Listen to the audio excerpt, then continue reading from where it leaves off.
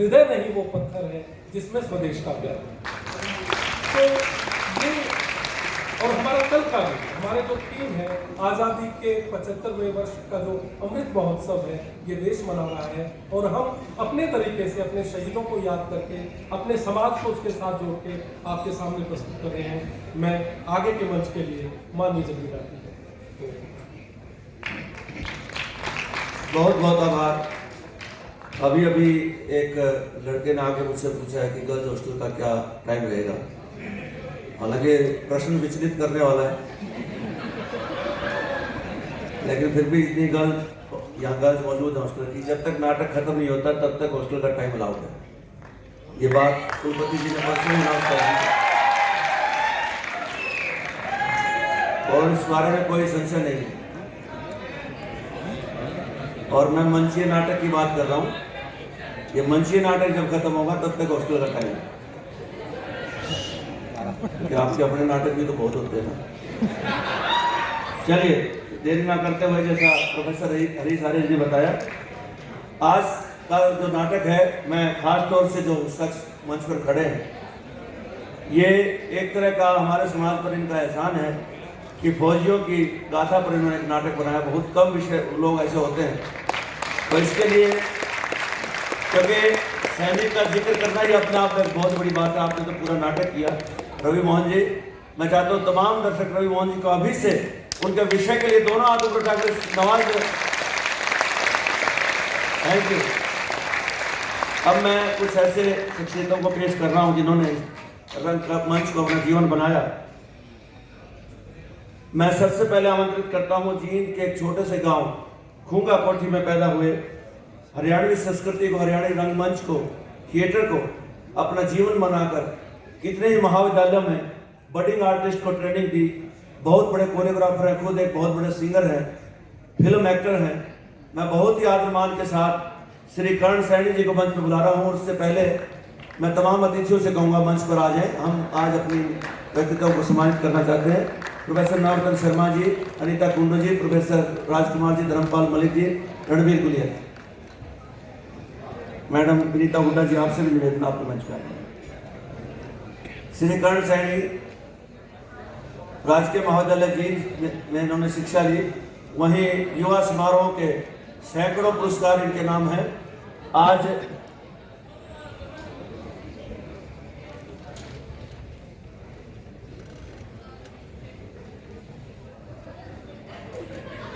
Madam Sushma ji से भी निवेदन करूंगा, आप भी मंच पे आ जाएं।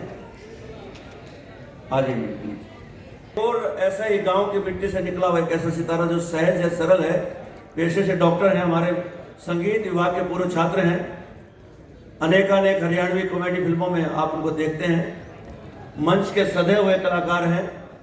मैं राजकुमार धनखड़ जी को मंच पे बुला रहा हूँ, वे आए और हमारे यहीं रुके रहे। कर्ण मंच पे रुके रहें प्लीज, एक ग्रुप फोटो के लिए आप लोग तालियां बजाते रहे जब तक कलाकार मंच पे नहीं पहुंचता। राजकुमार धनखड़ जी को खास तौर से हरियाणवी रंगमंच के अभिनय के लिए महर्षि दयानंद विद्यालय आज इनको सम्मानित करते हुए अभिभूत हो रहा है।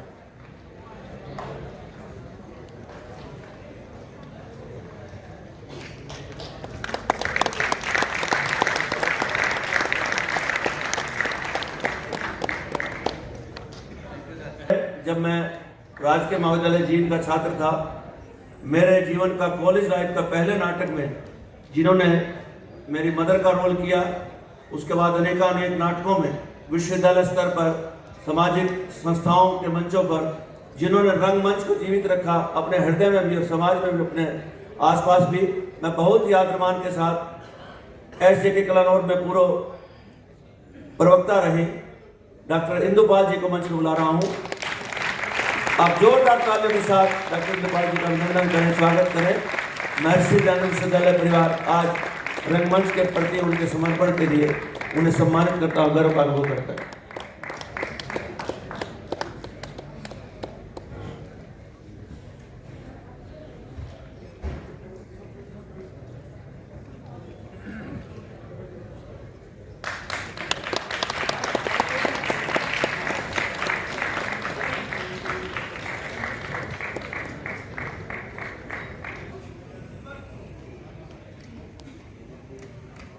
और क्रम को आगे बढ़ाते हुए डॉक्टर इंदुपाल के ही जीवन साथी का प्रादुर्भाव करके अनेक गांव के बच्चों को थिएटर की कला सिखाने वाले वह बहुत बड़े समाज सेवी प्रविंदर पाल जी हमारे बीच मौजूद हैं। बहुत अच्छे वक्ता हैं, डिबेट में लगभग 3 या 4 बार विश्वविद्यालय को जीत चुके हैं। एक बार दोनों हाथ उठे, जोरदार तालियों से प्रविंदर पाल जी का अभिनंदन करें, स्वागत करें।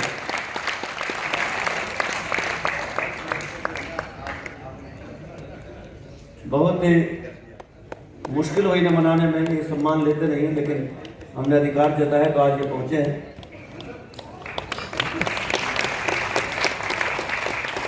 और जैसा विश्वविद्यालय प्रशासन का विजन है, हमने हरियाणा भर के ऐसे रंगकर्मियों को आमंत्रित किया।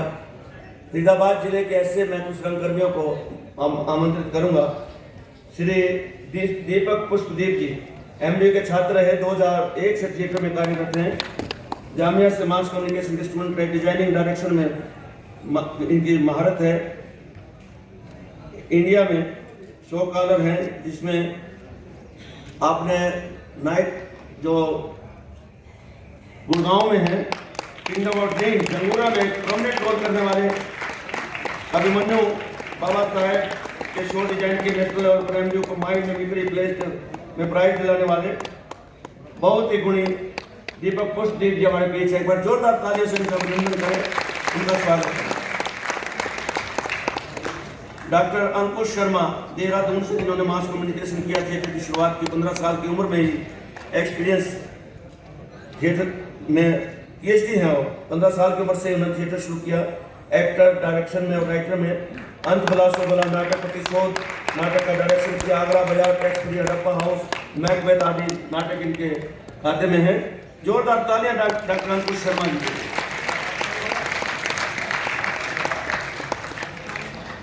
इसी श्रृंखला को आगे बढ़ाते हुए मैं मनोज कुमार जी को बुला रहा हूँ। MBA के स्टूडेंट रहे, 2010 से थिएटर में एक्टर के बतौर पर कायम है। मास्टर इन थिएटर उत्तराखंड से किया। वेब सीरीज आर्या सीजन 2 और अनेकों वेब सीरीज में कार्य कर रहे। किंगडम ऑफ ड्रीम्स में जंगूरा शो के 3000 से ज्यादा शो इनके नाम है। जोरदार तालियां आसार गए होली भक्त अभिषेक, सोनू गुप्ता, विनोभा है, कहानी रंगकर्मी इत्यादि नाटकों में प्रभावी काम कर चुके हैं। और इसी कड़ी में फरीदाबाद से ही बहुत अच्छे नर्तक, बहुत अच्छे एक्टर, डायरेक्टर ब्रिजमोहन भारद्वाज जी हमारे बीच मौजूद हैं। 1991 में बाल सभा से थिएटर की शुरुआत की। स्कूल में फर्स्ट क्लास में ही पहली क्लास में थिएटर किया। MBA के स्टूडेंट रहे। Master in theatre central university Garhwal से किया। एक्टर, डायरेक्टर, फोक डांसर हैं, कोरियोग्राफर हैं। जलियांवाला बाग, घासीराम कोतवाल, ताजमहल का टेंडर, देवयानी का कहना है, कहानी रंगकर्मी के इत्यादि सभी नाटकों में एक्टिंग की। बहुत बड़े नाम है थिएटर के। ब्रिजमोहन भारद्वाज जी के जोरदार तालियां।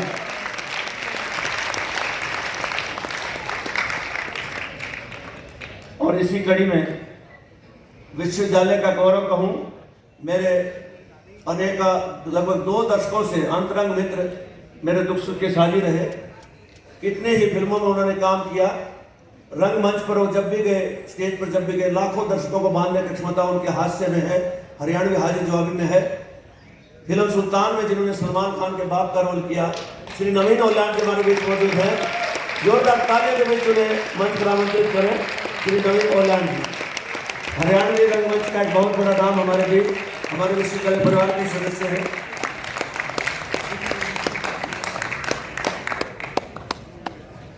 नवीन ओलान जी, डॉक्टर नवीन ओलान जी, सॉरी, डॉक्टर है मास कम्युनिकेशन में ही। जोरदार तालियां सभी।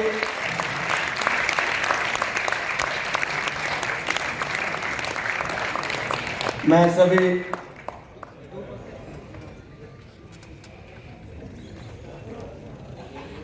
मेरा निवेदन प्रोफेसर राजकुमार जी से,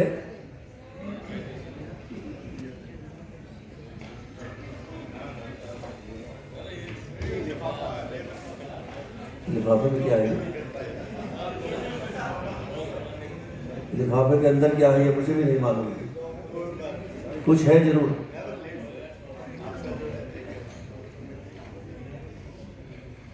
एक शॉल प्रोफेसर राजकुमार जी, आज ही सेवा संपन्नता हुई प्रोफेसर राजकुमार जी और डीन एकेडमिक अफेयर। अभूतपूर्व सेवा जिन्होंने मैरिज विश्वविद्यालय की राष्ट्रीय सेवा योजना में महर्षि दयानंद विश्वविद्यालय का नाम चमकाने वाले प्रोफेसर रणवीर गुलिया जी का अभिनंदन कर रहे हैं, डीन एकेडमिक अफेयर, और उन्हें सम्मानित कर रहे हैं।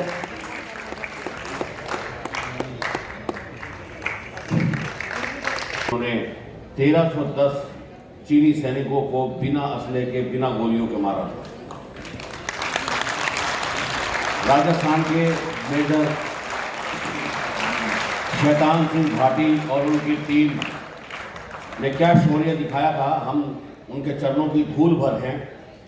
मुझे याद है डॉक्टर जगबीर राठी जी इस बात से सहमत होंगे, डॉक्टर राजकुमार प्रोफेसर साहब भी होंगे। 8वें चलों में हमने इसी सभागार में 2 लाख रुपए अपने मंच की तरफ से अनाउंस किए थे और 1-1 लाख रुपया उसी समय जो शहीद हुए थे, 2 शहीद, युवा शहीद थे, एक शादीशुदा थे रंबा गांव के सरदार जी और एक पानीपत से सचिन शर्मा, जिनके परिवारों को 1-1 लाख रुपया दिया था राजकला मंच की तरफ से। आप सबका सहयोग था उसमें, और मैं खुद एनसीसी का कैडेट रहा हूँ, सैनिकों को बहुत नज़दीक से देखा है, पढ़ा है, उनके बारे में जाना है। और आप भी किसान के और सैनिकों के बेटे और बेटियां हैं, उन परिवारों से संबंधित हैं। और हरियाणा से कितने रणबांकुरे जो है देश पर हर वर्ष शहीद होते हैं। तो एक बार उन सबको नमन इस नाटक के माध्यम से, आप सबको साक्षी जानकर एक बार जोरदार तालियों के साथ आप स्वागत करेंगे। प्रस्तुत है राजकला मंच रंगमंडल की प्रस्तुति रेजांगला। एक बार साउंड चेक कर लें, एक बार साउंड हम चेक कर लें, एक बार फुट माइक आप चेक करवा दें please.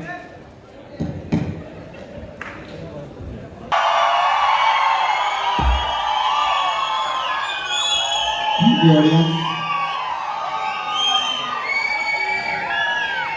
Theatre is a very serious scene. Please make silence, make decorum.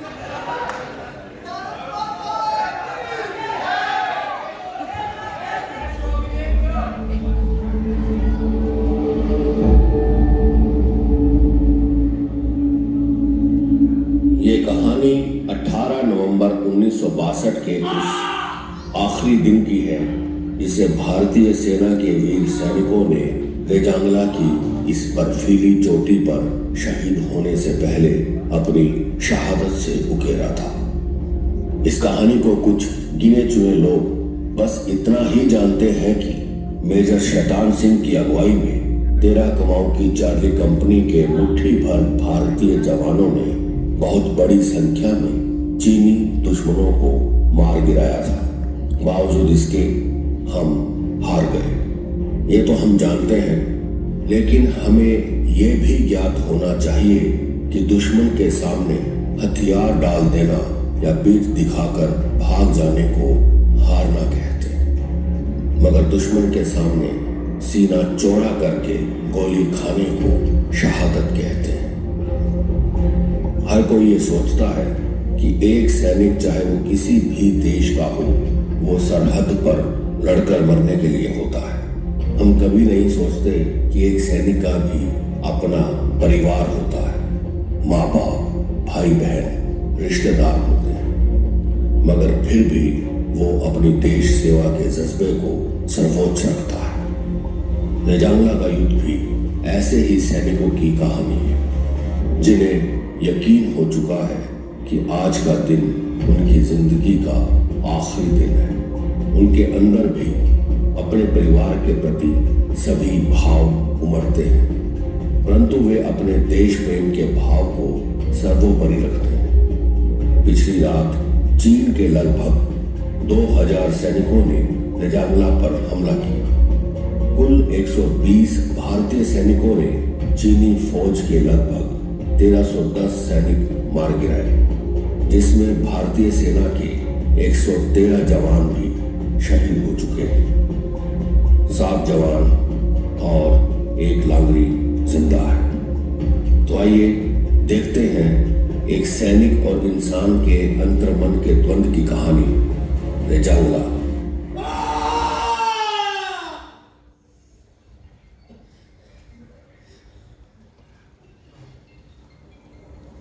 रात के अंधेरे में चोरा की ढाल हमला करे थे। ओ चीनिया, अरे जैसी मत की रात हो तो दिन में क्यों नहीं आते? वो ध्यान सिंह, वे भारत का बहुत दूर है, तेरी आवाज ना जाने की उस तक। चुप हो जा। अरे तू तो सुनने में आ गया था ना, तू जाकर बोला।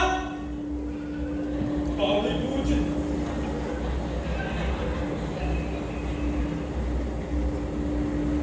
बोला जिंदाबाद। अरे तेरे लिए मैं दिखाई नहीं।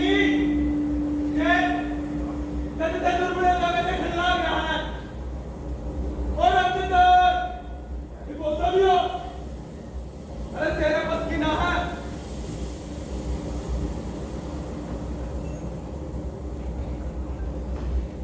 बोला जिंदाबाद। ना दे।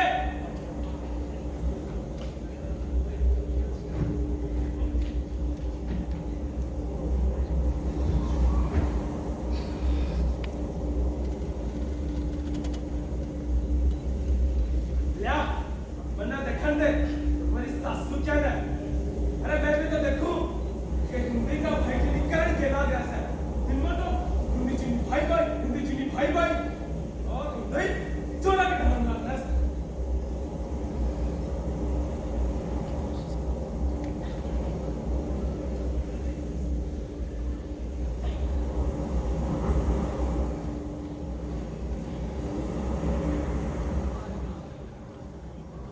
साहब जी, मैंने दुश्मनी बात दिखने लग गया साहब जी।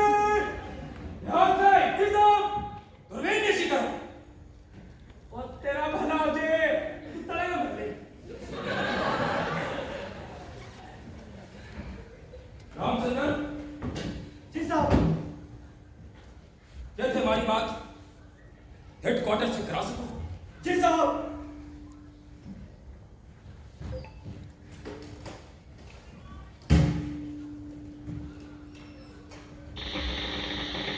चार्ली टू डेल्टा और signal receive, Delta to Charlie, over. Major साहब आपसे बात करना चाहते हैं। डेल्टा टू चार्ली, मैं शैतान सिंह भाटी बोल रहा हूं। कल रात के हमलों में हमारे 32 जवान शहीद हो गए। हमें रिफोर्समेंट की जरूरत है। ओवर। रिइंफोर्समेंट को पहुंचने में 3 दिन लग जाएंगे। तब तक आप फोर्स को होने कीजिए। मैं हाईकमान से बात करता हूं। ओवर। दुश्मनों की संख्या घटी ज्यादा है। हमारे वहां की जवान हिमालय जाएंगे और ये रेजांगला भी चीन के कब्जे में चला जाएगा। ओवर। मेजर साहब, आप फोर्स को होने कीजिए। मैं जितना जल्दी हो सकेगा हाईकमान से बात करके मैसेज देता हूं। ओवर। जी, और जो भी करना है जल्दी कीजिए। दुश्मन हमारे पे कभी भी हमला कर सके। ओवर। सॉरी मेजर साहब, आप फोर्स छोड़कर पीछे क्यों नहीं आ जाते? ये बात आपको पहले भी कही जा चुकी है। ओवर। जी, ओवर एंड आउट।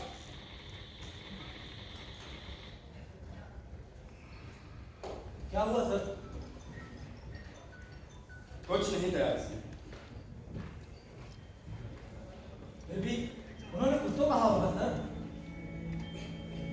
कहो तो कुछ को नहीं,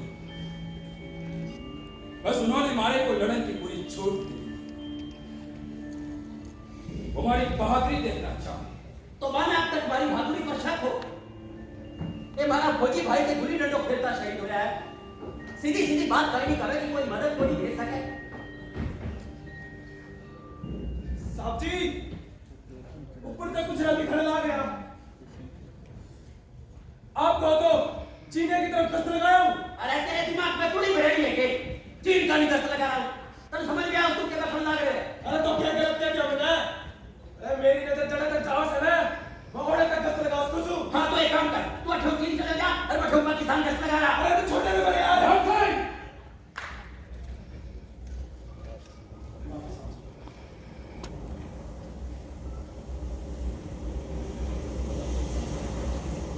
हुकुम सिंह जी,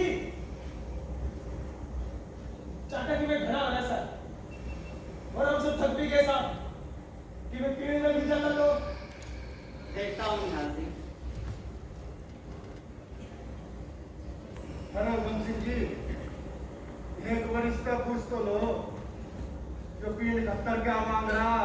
अरे वो क्या क्या करेंगे जी मैं? अरे जिस दिन तक काद में गंदगी सी आ जा है, वो वापसी भी नहीं करा कर है। और हाँ, पूरी पूरी मड़ाई जम जा कर है। हाँ, सतपाल ना मेरा है। ओ सतपाल, अरे क्या क्या मसला है जी मैं? वो टी गरम चाय। हाँ वाए, होती होती हुकुम सिंह जी इस बात करो। हाँ हुकुम सिंह जी बात करो। क्या हुआ सर? मैंने आज तक आपको इतना खामोश नहीं देखा। कुछ खास नहीं है रजांगरा की बर्फीली। अरे वो तो खोलो नहीं, दिनचर्या तक सुनो। अरे तू क्या के चाव है? जिस तरह रेगिस्तान में एक ऊंट बिना पानी के निकटो खड़े रहे ना साहब जी, हम भी रेजांगरा की पहाड़ियां में खून की आखिरी बूंद पैर तक कटा खड़ा।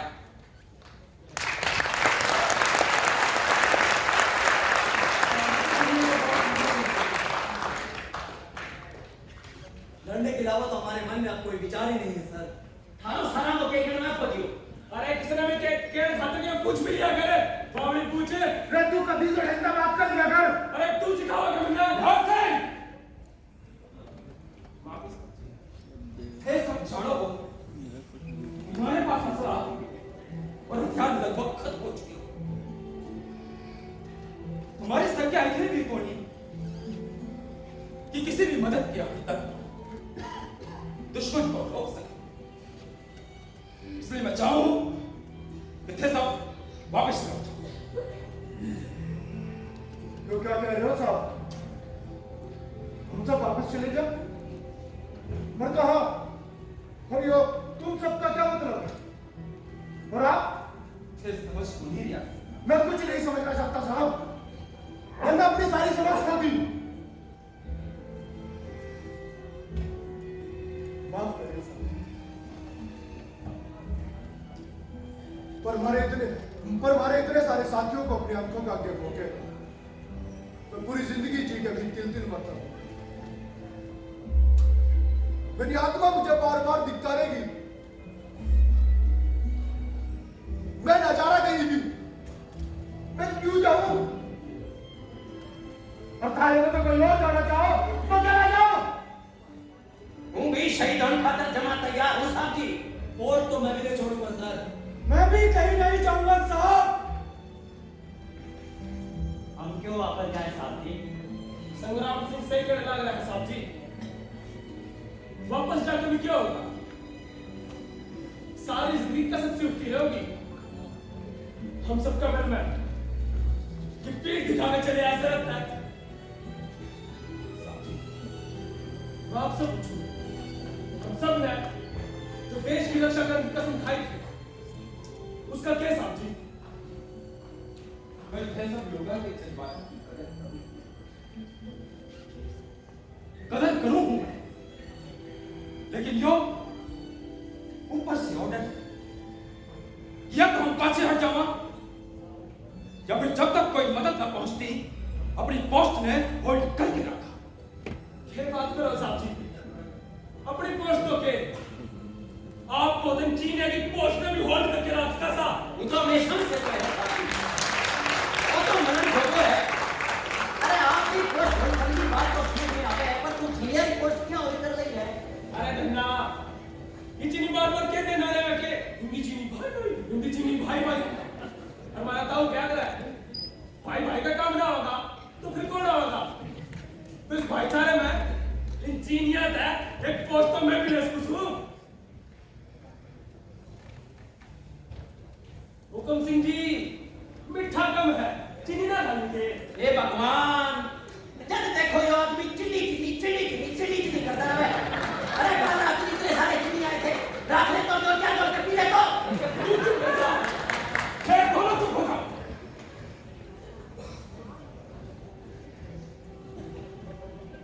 ये क्या करेंगे? ये युद्ध केवल जज्बातों के सारे ही होते हैं। हम किसी भी मामले में दुश्मन के सामने न खड़े थे। हमें एक बार अच्छे से और सोचिए।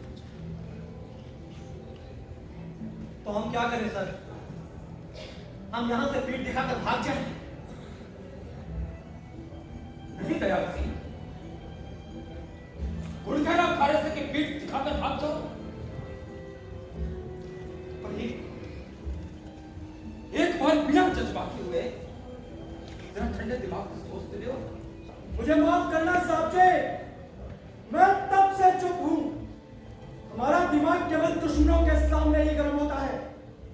अभी आप हमें केवल जज्बाती समझ सकते हैं। बावड़े हो गलत थे साहब, बावड़े।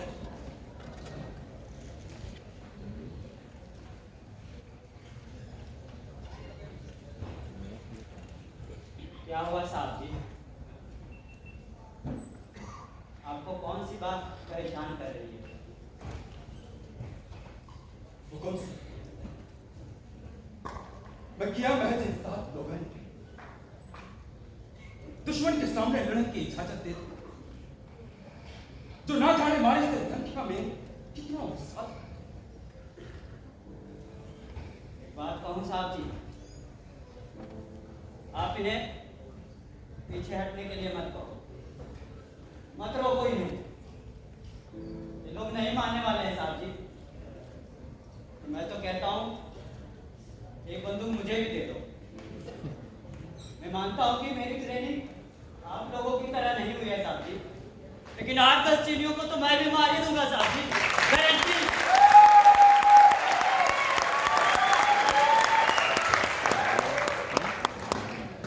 हुकुम सिंह, मैंने थारे से यूं में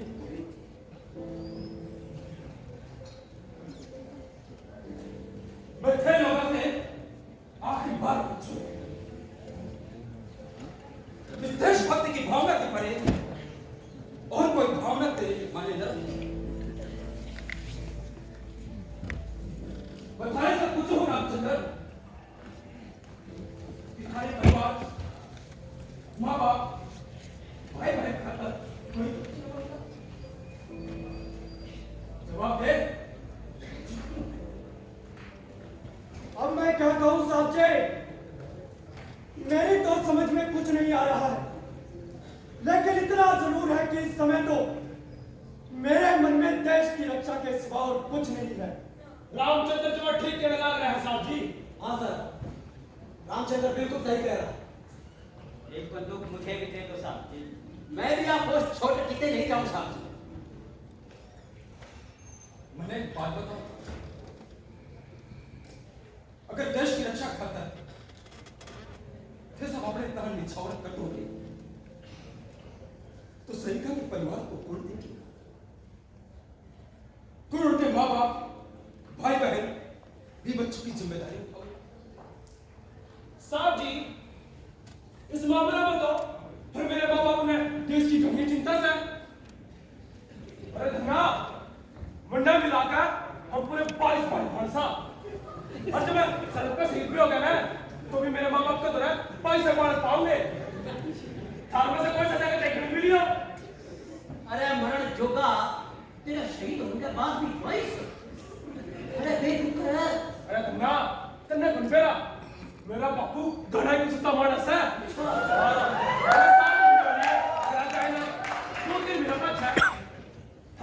छुट्टी मिले और मेरे घर का मौका आ गया तो कौन सा भी देख लियो मेरा छोटा भाई मेरी माँ का दूध पीता पाओगा।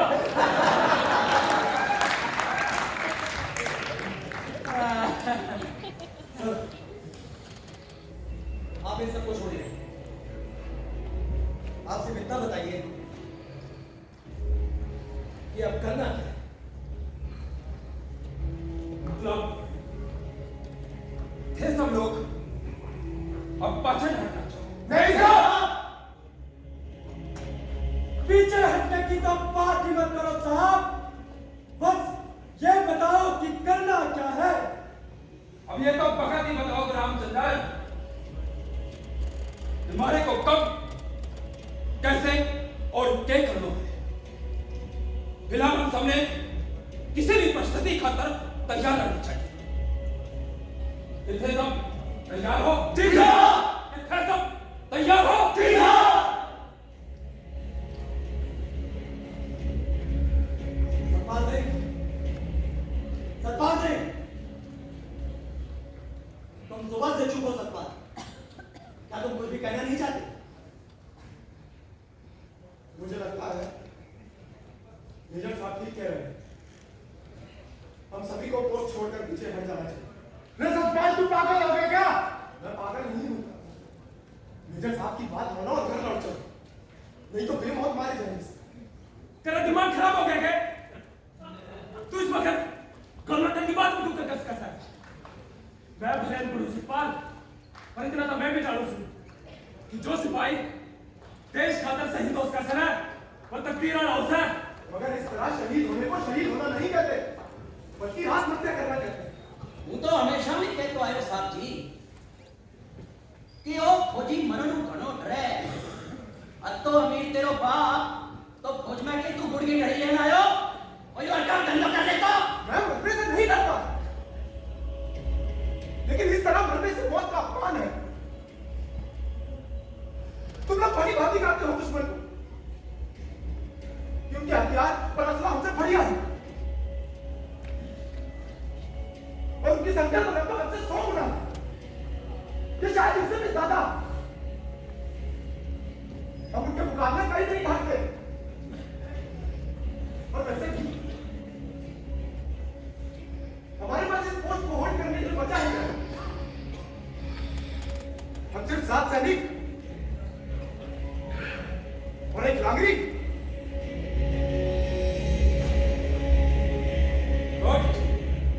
सतपाल सिंह,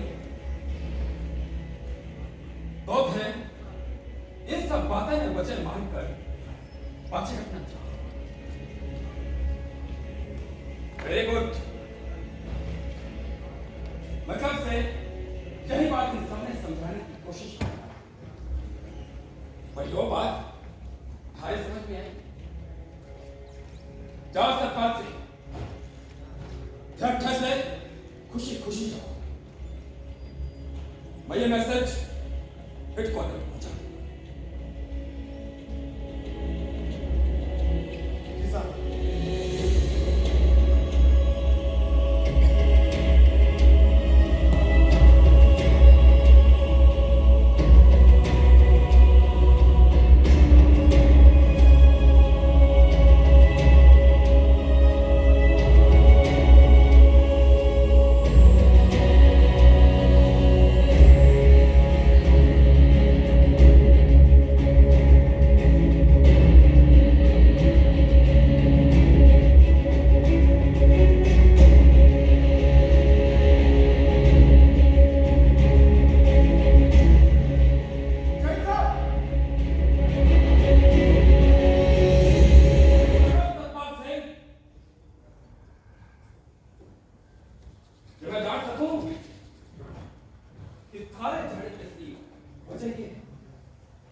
लेकिन साहब आप भी तो यही चाहते थे और हाई कमांड का भी तो यही ऑर्डर है।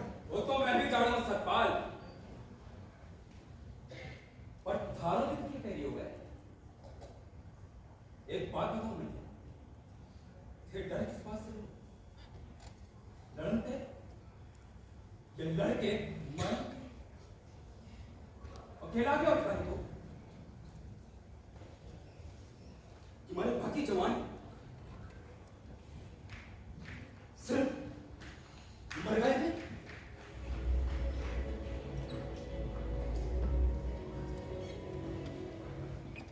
हाँ हाँ, अरे तुम्हें सारा फौजी मेरे आ गए।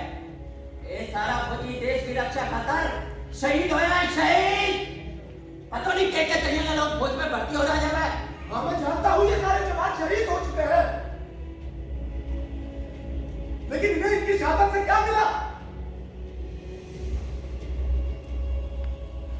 ये बात तुम लोगों को भी समझनी चाहिए। ये वक्त बेवजह जज्बाती होने का नहीं है, क्योंकि मुझे नहीं लगता सिर्फ मौत के सिवाय कुछ भी हासिल होगा। जवान संभाल के बात कर सकते हैं, वरना मुझे ये भूल जाने में एक पल नहीं लगेगा कि तुम मेरे हमवतन, मेरे दोस्त, मेरे भाई हो। और वैसे भी मुझे पिछले कई दिनों से यहाँ सिर्फ दुश्मन ही दुश्मन दिखाई दे रहे हैं। सतपाल सिंह, मेरे भाई, क्या तुझे सच में नहीं लगा कि हमने अपने सारे साथियों को सिर्फ खो दिया और इन सब की शहादत बेकार होगी?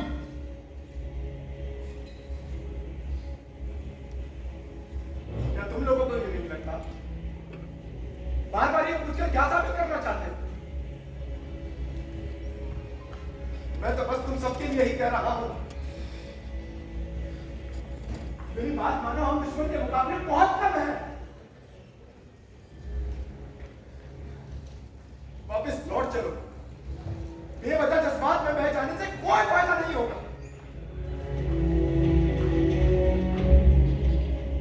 बुज़दिल है ना तो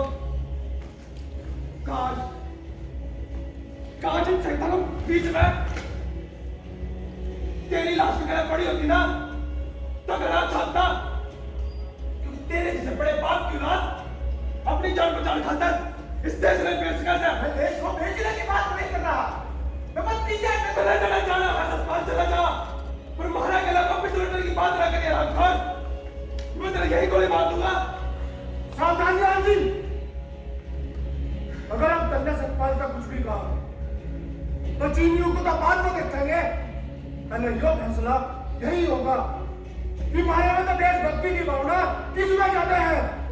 अब तुझे क्या होगा सरकार से? तेरी हिम्मत भी जवाब दे गई क्या? हाँ, अभी कुछ देर पहले तक तो तू भी लंबी लंबी हाथ रहा था। मैं भी अपनी बात पकाया हूं साहब जी, मैं जीऊंगा भी देश की खातर और मरूंगा भी देश की खातर,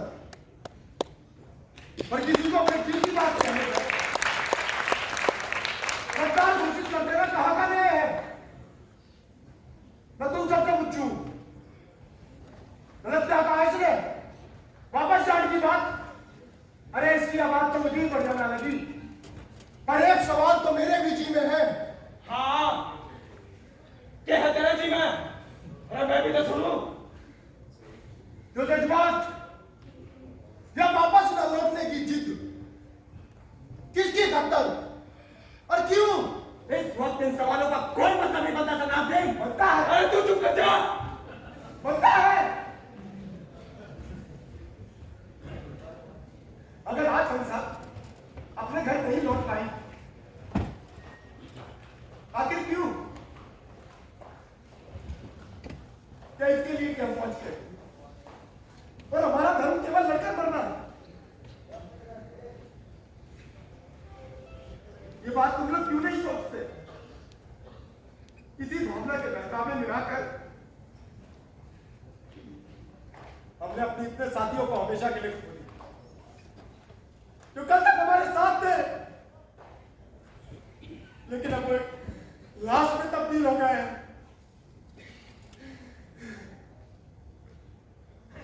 क्या तुम्हें सच में ये लगता है कि हमने अपने साथियों को खो दिया? देख, जरा गौर से देख इन पहाड़ों, महसूस कर यहां की बर्फीली हवाओं को,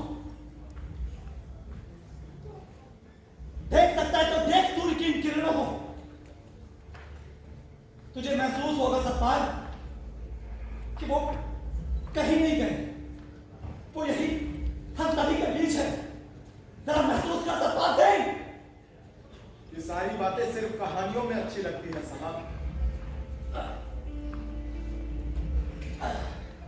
तने जो करना कर संग्राम सिंह, पर मैं ये डरपोक गादर ना चिल्ला तो छोड़ो।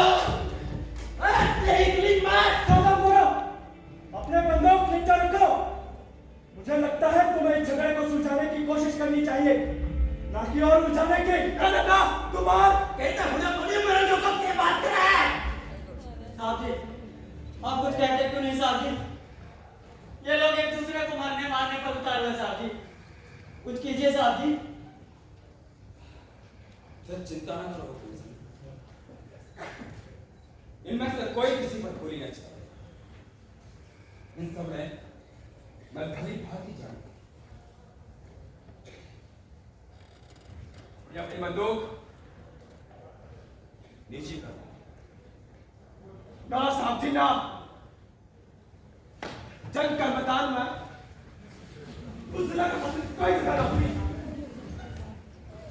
माफी साहब जी, आज तो योरे मैं put your guns down, that's an order of your major।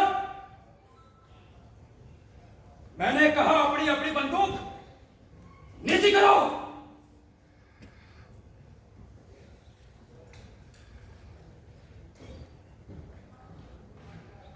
जरा देखो अपने आप, इन परिस्थितियों का प्रभाव साफ साफ दिखाई दे रहा तुम्हारे चेहरे पर।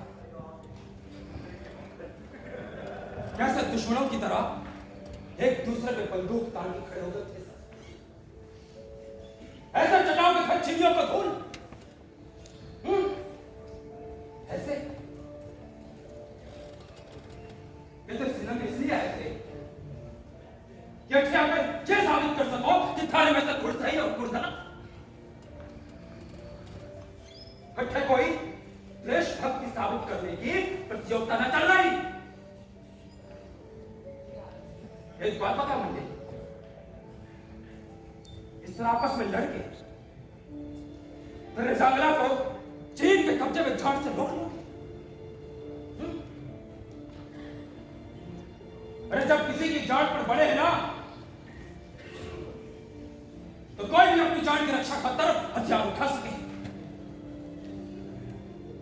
और अपने मुल्क खातर, अपने लोगों खातर, अपनी मिट्टी खातर हथियार उठाना अलग बात है। और जो थारी बात का जवाब था संग्राम से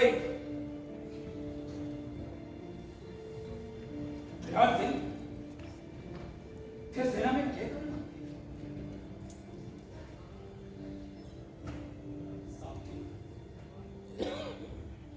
एक कौन बहुत गई ऊपर था 22 भाईमान। जरा देख, एक वक्त का खाना भी पेट भर कर ना मिला। सोची फौज में भर्ती हो जाऊंगा, कम से कम उन्हें तो पेट भर कर खाना मिलेगा। अब थे देश की रक्षा खातर शहीद होना चाहो। थे रामचंद्र, वैसे तो मुझे इस वर्दी से बहुत प्यार है साहब जी, लेकिन औरों की तरह घर चलाने की मजबूरी ज्यादा थी। इसलिए जब हमारे यहाँ सेना के लिए भर्ती कैंप लगा, तो मेरे बाबूजी मेरा हाथ पकड़कर कैंप ले गए। तब से मैं यहाँ हूँ साहब जी, तब से मैं यहाँ हूँ।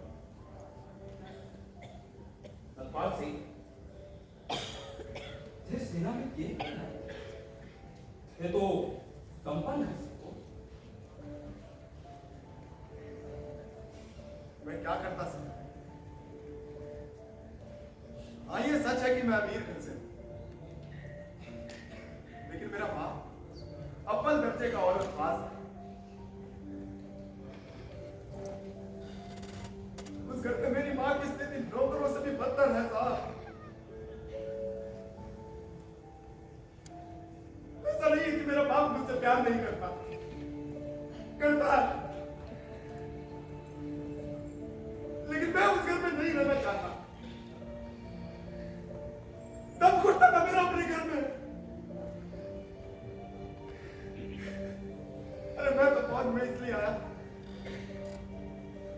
ताकि ना तो मैं घर जल्दी जा सकूं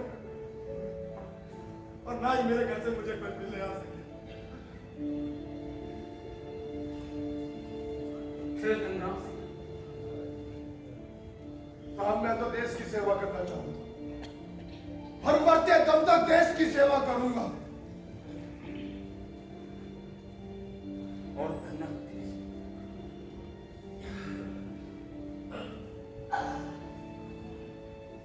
साहब जी,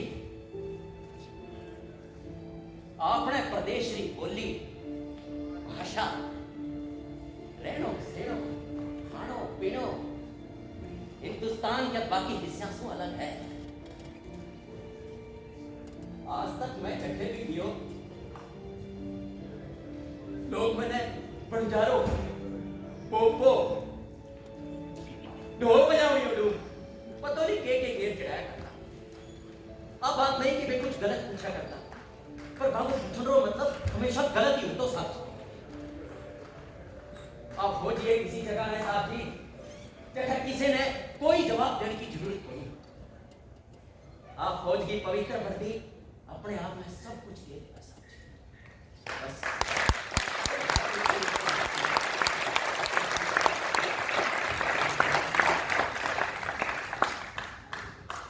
बड़ा शौक था उसे।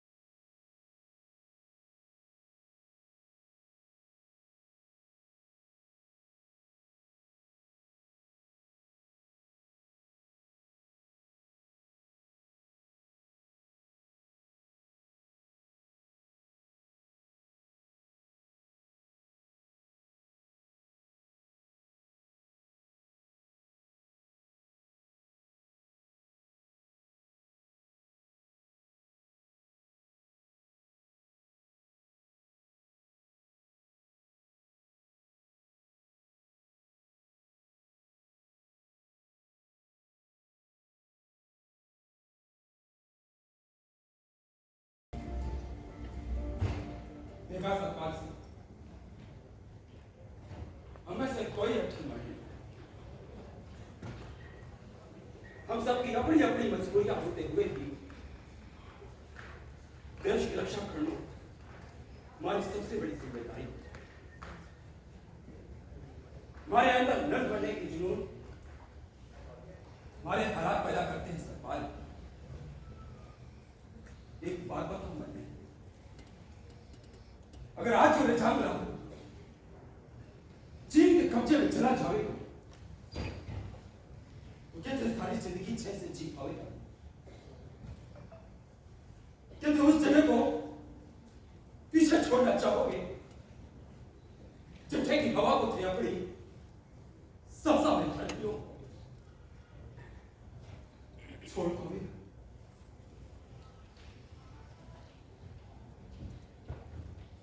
मैं सबकी तरफ से माफी चाहता हूं सर। देखिए ना सर, हम सभी कैसे बच्चों की तरह हैं, लेकिन इसमें हमारा कोई दोष नहीं। अरे ये सारा दोष तो इस समय का है जिसने हम सभी को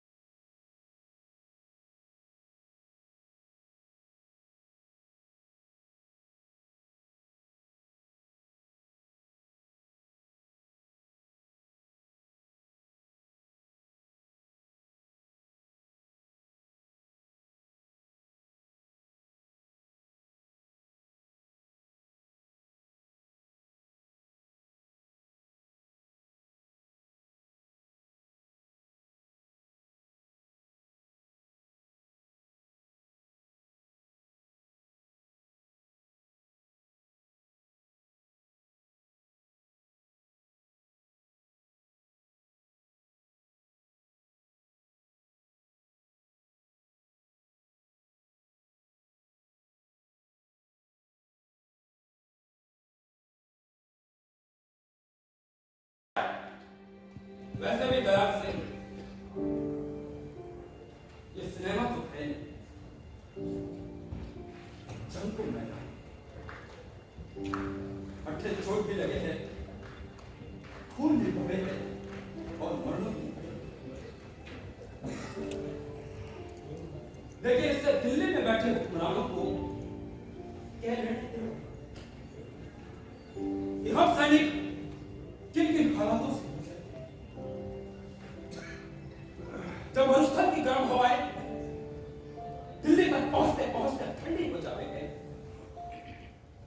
तो रजागरा की ये बर्फीली हवाएं दिल्ली तक पहुंचते पहुंचते ठंडी होकर और भी जल्द हो जाती है।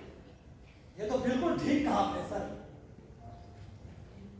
यो तो सही क्या साहब जी, मैं तो ठहरा नहीं रहा पर सिनेमा क्यों है मीर साहब का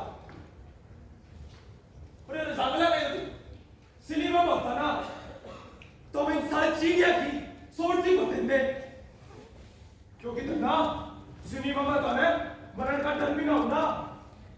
साहब जी, चीनियों को मारने से पहले ये हुक्म निहाल सिंह अपनी उल्टी सीधी बातों से हम सब ने मार डालेगा। अरे तेरे सच में कौन मेरे सलीमों की चीज होवे? या तलवार जिसने बड़े बड़े सुरवाओं का कवच तोड़ा सा, आज माफी है न सिर्फ अनारकली की बल्कि मोहब्बत करने वाले तमाम मर्दा की। हो जब प्यार किया तो डरना क्या, हो जब प्यार किया तो डरना क्या।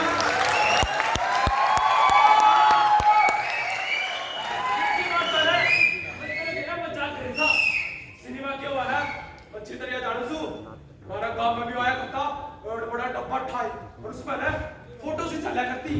तू है ना मेरा गला में रखला कैसे? अरे तू मने मूर्ख है। थारे गांव में जो इंडा बड़ा डब्बा ठा के आया करता ना, बाइस्कोप कवे उसने बाइस्कोप। अरे सलीमा तो बड़ा सा हाल है जिसका भीतर बैठकर घने सारे लोग फिल्म देखे। अरे तो 3 बड़ा है, मैं 5वीं क्लास पास हूं फर्स्ट डिवीजन से। अच्छी तरह जानू सलीमा के चीज है मैंने मूर्ख है क्लास की देखी।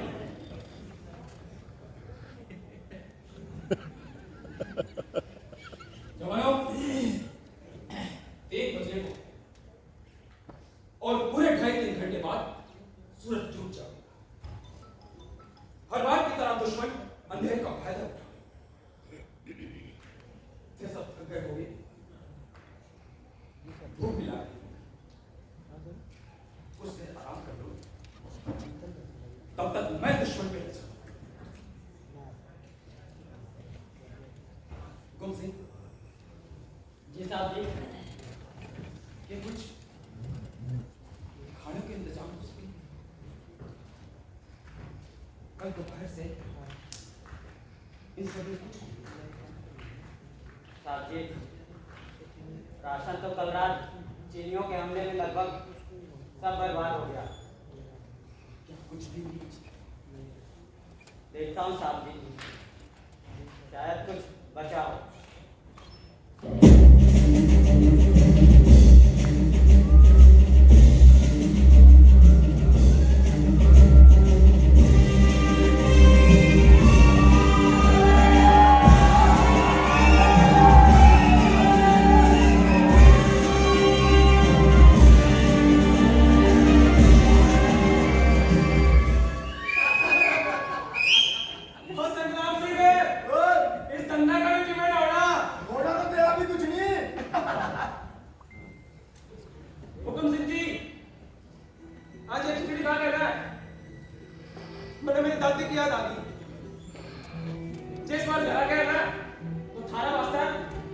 दादी के हाथ का बड़ा देसी घी का चूरमा लेके आऊंगा।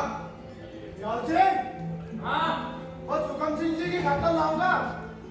हम सबकी खातर कुछ भी ना लावे क्या? अरे सारा खतर लेके आऊंगा। अब तेरे खातर तो देसी घी का पिप्पा भरकर लेके आऊंगा। एक बात बता ध्यान सिंह, हाँ तेरे 22 भाई बहन है और उनके खाने के बाद तेरे घर में खाना बच जावे। अरे तेरा चापा तो कटवाए तूने मेरे यार। इबादत में जाऊं दाल बाटी चूरमा एक बार खाओ। अनुपम सिंह जी, हमारे यहाँ खाने के बाद भी बहुत जरूरी काम बच जावे। पूछो के, अरे पूछो के उल्टो करनो।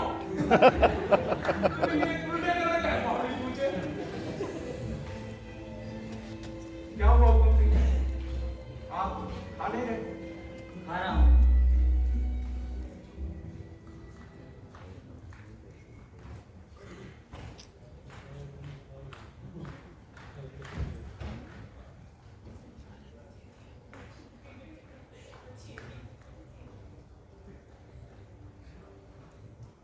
हुकुम सिंह जी ने अपना सारा खाना मुझे दे दिया।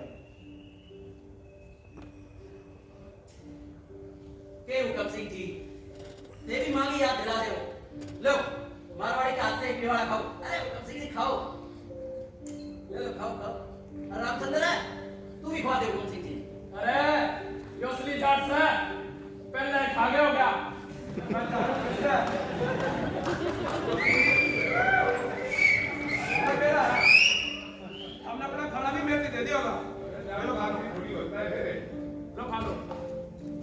नहीं तो ढोल बजाने तू क्या होगा? मर जाना निहाल सिंह। सारी पटालियों को खड़ा खा जाता था। अरे ये खातू के मतलब है, तू बड़ी जा रहे हो के? ना रे नन्ना, तारे जैसे यार ने छोड़ तो मैं कड़ा दम था। ये ठीक है।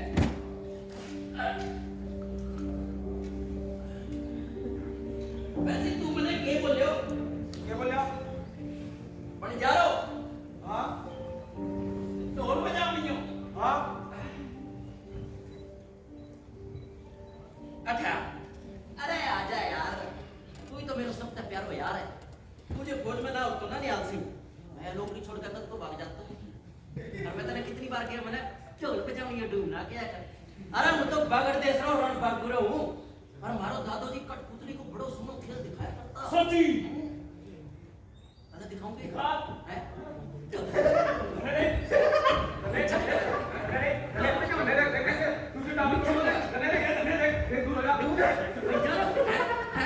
साथी, अगली बार जब फौज की भर्ती हो ना, तो इस प्रकार अनपढ़ लोगों की भर्ती ना करियो। मेरा लड़का 5 क्लास लोग नहीं रहियो। अनपढ़ आदमी तो कुछ नहीं बोल रहा है। अरे कि मैं तो कह रहा था कि हम तो अनपढ़ हैं, मैं बजाऊं तेरा ढोल।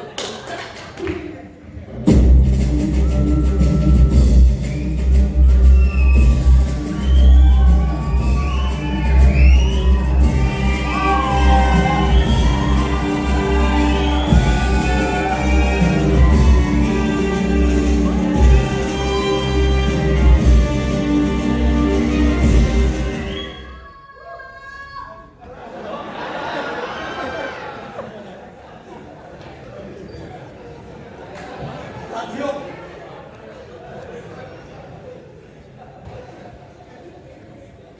तुम सब एक बार अपने घर वालों के साथ,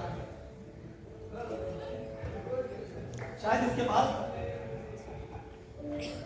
तुम्हारा और उनका आमना सामना ना हो।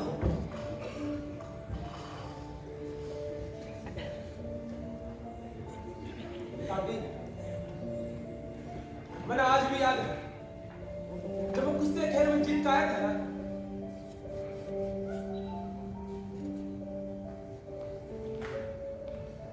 तब तूने सिक्का मेरे गले में कर लिया था और क्या था बेटा, जब तक ये सिक्का तेरे गले में है ना, तू मुझे जीतता रहेगा। दादी, आज मैं रजाना को जीत का आऊंगा और आते तेरे हाथ का बड़ा घी चूरमा खाऊंगा। अपना ख्याल रखना दादी, मैं ताबड़ा आऊंगा। साहब जी, ये बात जब तुम किसी मारे ना, भारत माता के जय। भारत माता के जय।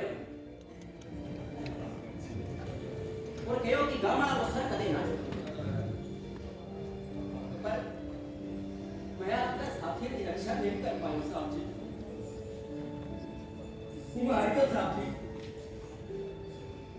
पर फिर भी मुझे कसम है मां बाप की कि मैं आपका ब्राह्मण सर कदे नहीं छोड़ने उनकी आखिरी बूंद बैठ तक आपका देश की रक्षा करो साहब जी।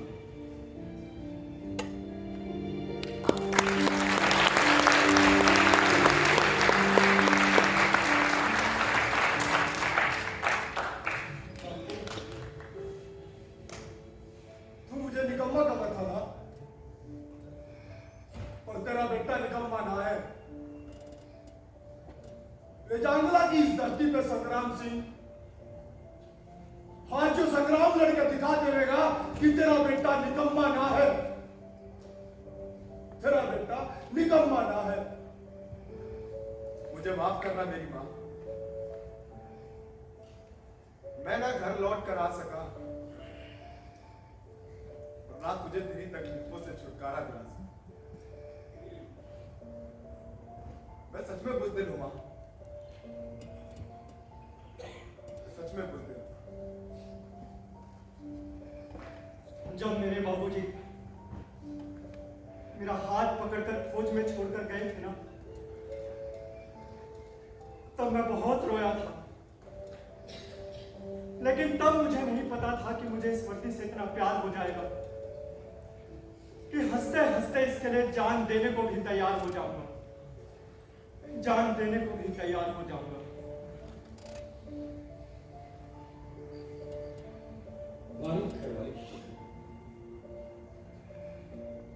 मैंने थारी बहुत याद करू। मैं जानू कि थेरी मारी बहुत फिक्र करी, पर ते चिंता न, अब की बार में जल्दी और थारे साथ खूब टाइम बिताऊंगा। बच्चों का ख्याल रखिए। मैं ये रेजांगला की जंग जीत कर जल्दी आऊं।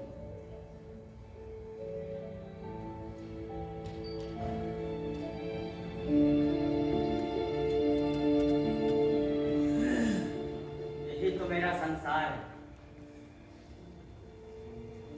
जो जल रहा है। पत्थर था कभी ये, अब पिघल रहा है। शायद ये मेरी जिंदगी की आखिरी लड़ाई है, मेरी जिंदगी की आखिरी लड़ाई है, आखिरी लड़ाई।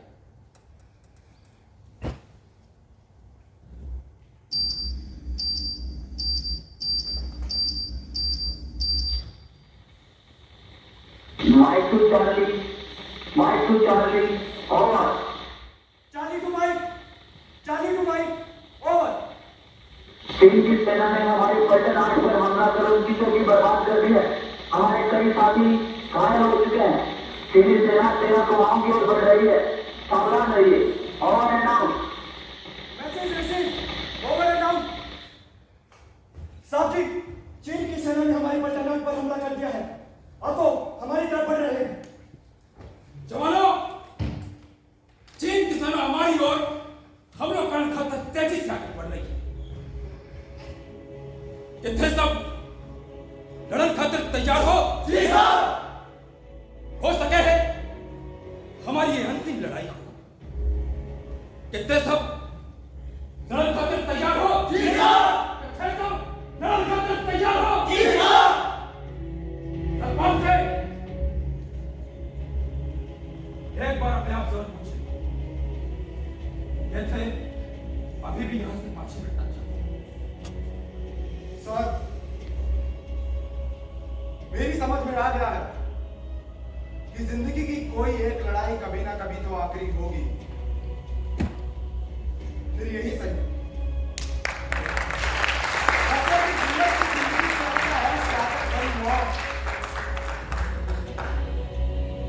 मैं यहां से चीनी सेना को मार कर जाऊंगा या मर कर जाऊंगा साहब जी।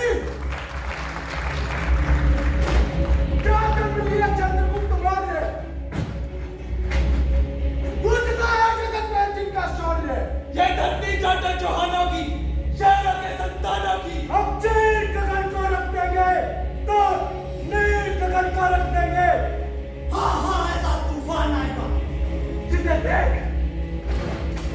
कर पाएगा। ये देख, यह है सिंहों की चाल। 20 सिंह, हजारों जिसकी ढाल। उसको क्या तू हराएगा? मृत्यु को गले लगाएगा। मराठों ने जहां बलिदान दिए, गोरखों ने हंसकर प्राण दिए। आज फिर वो शुभ दिन आया है जब मां ने हमें बुलाया है।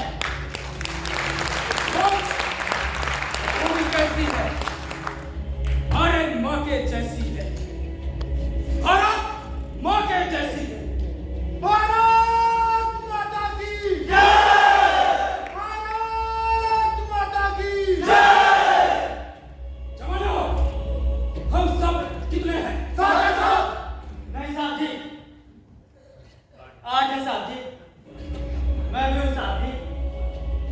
एक बंदूक मुझे भी दे दो साहब जी। जवानों, यही वो वक्त है जिसे जिले खाकर हर सिपाही वर्षों तक इंतजार करेंगे। हमारी शहादत को देशवासी महसूस कर पाएंगे या नहीं, ये हम न जानते। और इस वक्त की लड़ी हुई लड़ाई भविष्य में न जाने कितने ही वीरों को सरहद तक खींच लाएगी।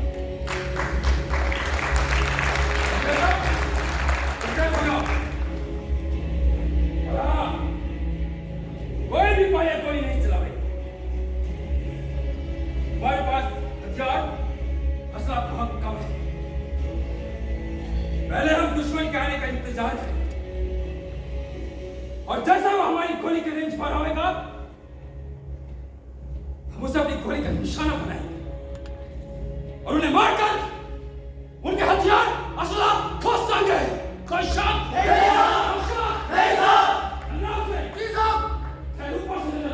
आप चिंता मत करो साहब।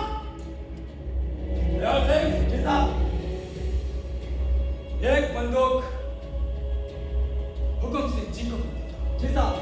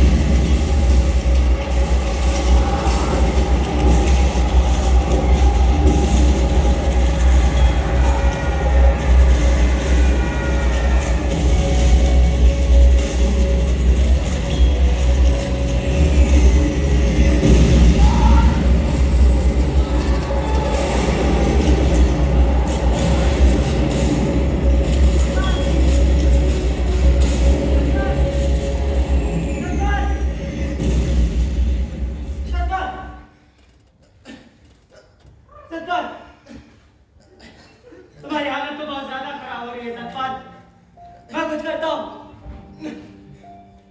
नहीं, हुकुम सिंह जी, नहीं। सरकार, सरकार, सरकार, सरकार, सरकार।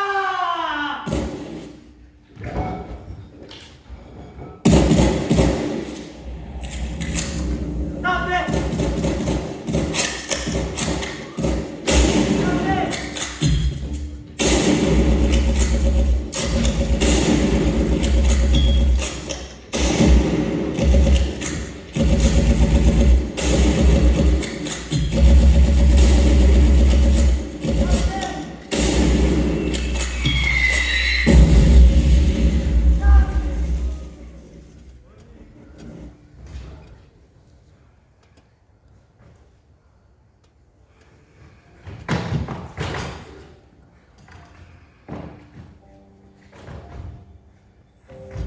साथी, साथी,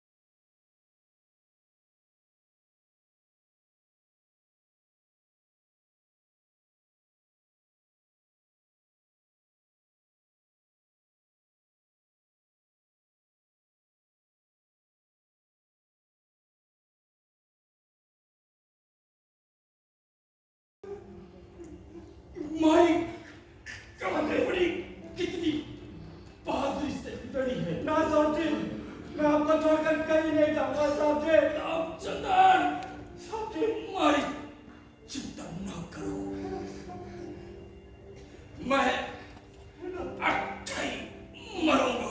ना साहब जी, ना, जाओ रामचंद्र, ये थारे लिए ना साहब जी, मारो, ना साहब जी, आखिरी ऑर्डर है।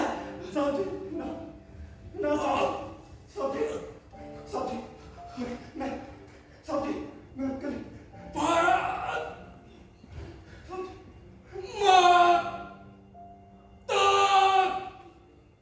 की जय।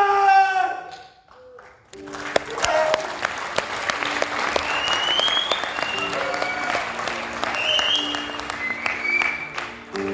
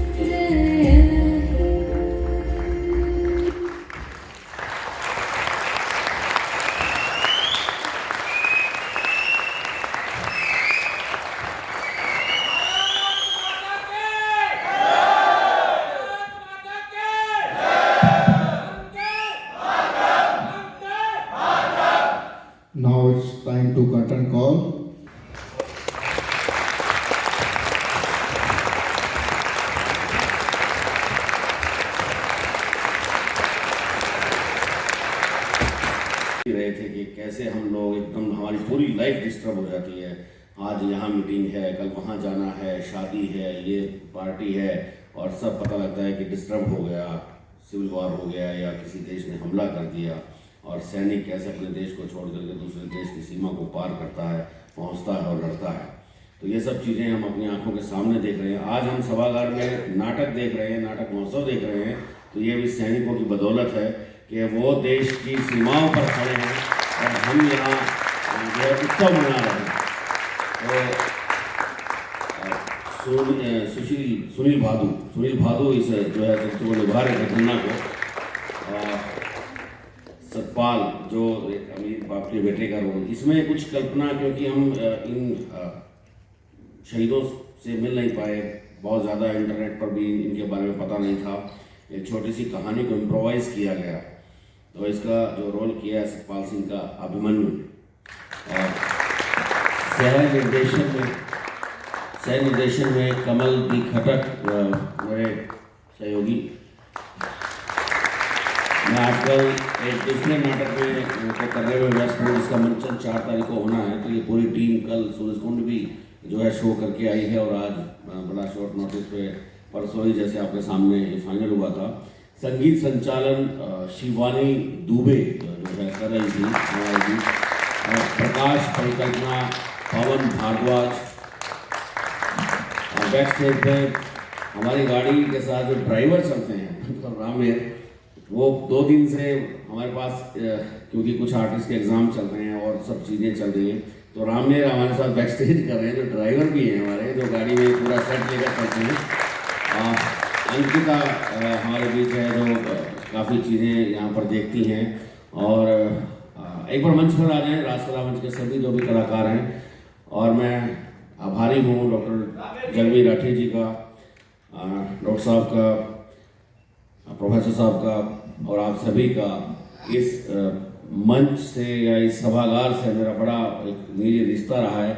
हमने 4 चलो थिएटर मतलब 6वां, 7वां, 8वां और 9वां यहाँ पर किए, और नेशनल स्कूल ऑफ ड्रामा की रंगमंडल ने भी यहाँ पर 3 प्रस्तुतियाँ 8वें चलो में दी थी, और बहुत आपका स्नेह और प्यार मिला।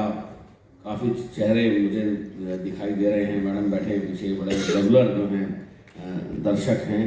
तो मैं आप सभी का राजकला मंच की तरफ से, महर्षि दयानंद विश्वविद्यालय की तरफ से और रंगमंच बिरादरी की तरफ से बहुत बहुत आभार व्यक्त करता हूँ। धन्यवाद।